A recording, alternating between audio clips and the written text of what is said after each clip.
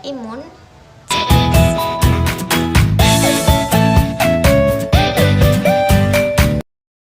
Assalamualaikum warahmatullahi wabarakatuh. Selamat pagi anak-anakku semua. Apa kabar hari ini?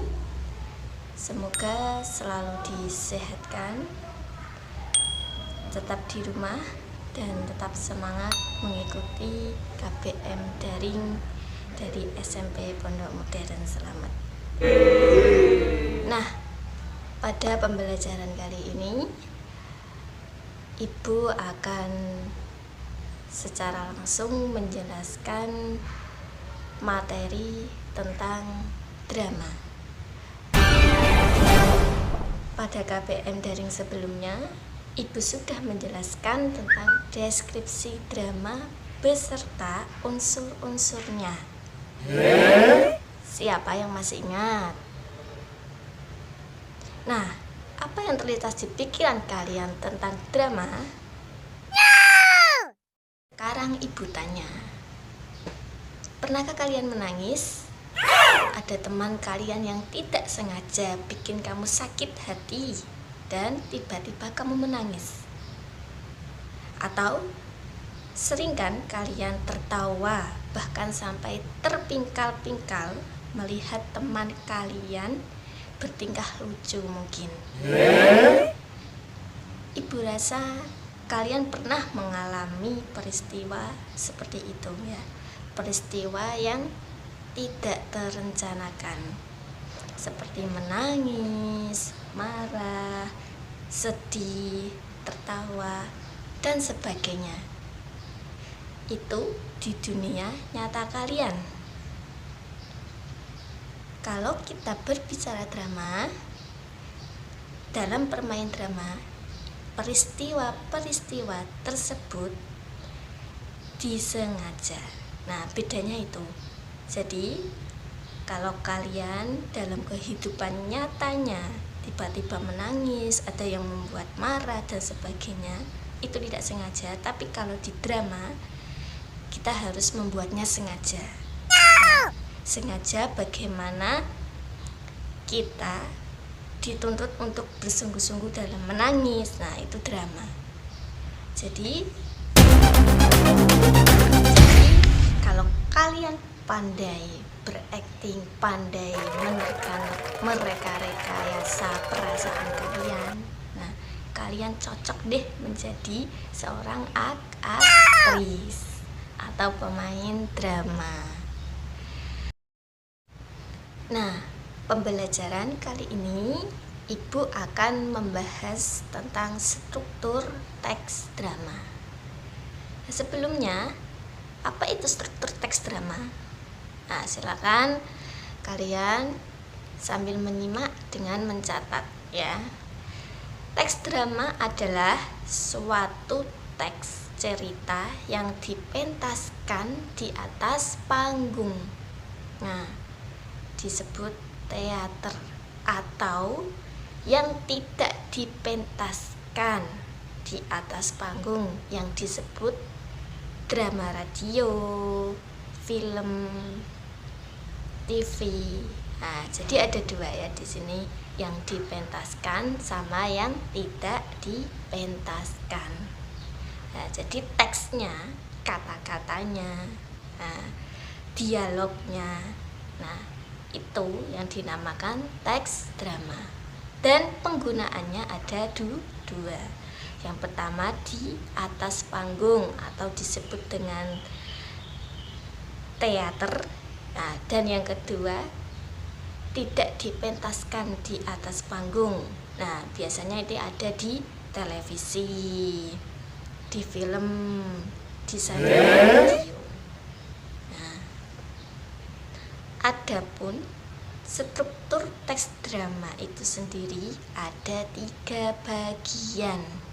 Nah, yang pertama prolog, yang kedua dialog, dan yang ketiga mari kita bahas satu persatu ya. Yang pertama, prolog. Prolog merupakan pembukaan atau peristiwa pendahuluan dalam sebuah drama atau sandiwara. Nah, jadi bagian ini biasanya disampaikan oleh tukang cerita atau disebut apa? Dalang ya. Jadi ada seorang dalang sebagai pembukaan. Nah, itu yang namanya prolog, yang menyampaikan atau menjelaskan gambaran para pemain, gambaran latar, gambaran cerita, dan sebagainya. Nah, jadi prolog itu pembuka adegan. Nah, biasanya memang disampaikan oleh seorang dalang. Itu prolog. Yang kedua, apa tadi? Nah, dialog. Dialog merupakan media kiasan yang melibatkan tokoh-tokoh drama yang diharapkan dapat menggambarkan kehidupan dan watak manusia, problematika yang dihadapi, dan cara manusia dapat menyelesaikan persoalan hidupnya. Beda loh ya sama dialog yang dua orang percakapan. Nah, di dalam drama ini yang dimaksud dialog itu medianya, berarti alat penyampai ceritanya, bagaimana konfliknya ya, bagaimana watak pemainnya. Nah, biasanya di dalam pertunjukan drama, walaupun tidak ada percakapan, walaupun tidak ada dua orang yang ngobrol, nah, biasanya dengan adegan-adegan tertentu, nah itu bisa dikatakan atau disebut sebagai dialog. Mungkin dengan wajah yang sedih, oh berarti kita tahu, oh tokoh itu sedang sedih. Nah, contoh ya, misalnya ada kerusakan, mungkin tempatnya, panggungnya berantakan, rumahnya berantakan. Nah, berarti kita tahu bahwa sedang terjadi kekacauan. Nah, itu yang dimaksud dalam dialog, dalam drama. Nah, di dalam dialog sendiri itu ya, ada yang namanya urutan peristiwa. Nah, urutan peristiwa ini dimulai dengan yang pertama orientasi, kemudian komplikasi, dan yang terakhir sampai resolusi. Nah, ingat ya, orientasi, komplikasi, dan resolusi. Yang pertama, nah, Ibu akan membahasnya juga satu persatu.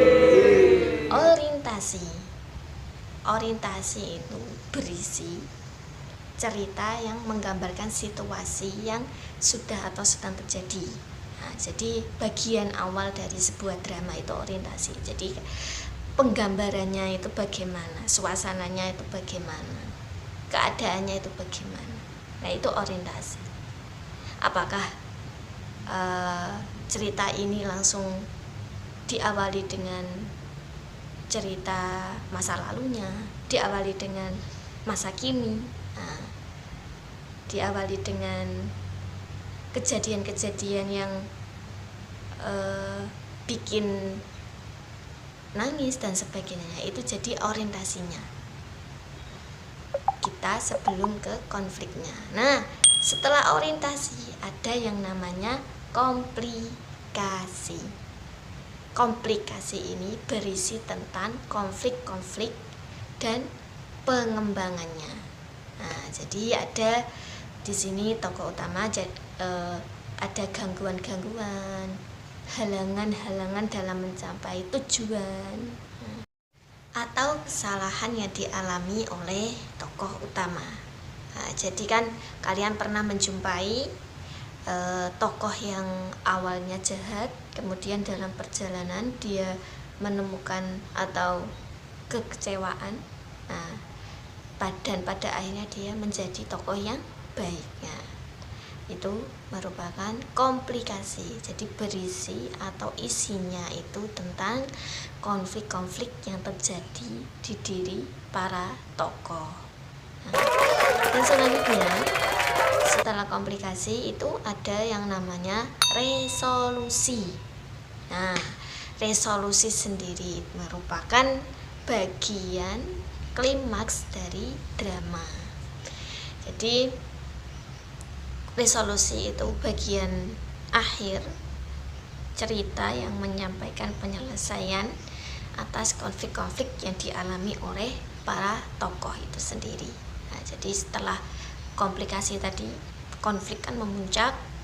Setelah memuncak ada penurunan berupa penyelesaian masalahnya dan pada akhirnya selesai. Nah, itu urutan dari struktur yang kedua, yaitu dialog tadi. Kemudian struktur yang terakhir dari teks drama itu apa tadi? Jadi ada yang namanya epilog. Nah, ini struktur yang terakhir dari teks drama. Apa itu epilog? Nah, epilog adalah bagian terakhir dari sebuah drama yang berfungsi untuk menyampaikan intisari cerita atau menafsirkan maksud cerita oleh salah seorang aktor atau dalang pada akhir cerita.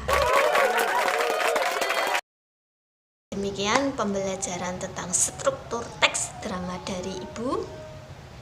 Tetap semangat, tetap di rumah, jaga iman, jaga imun, jaga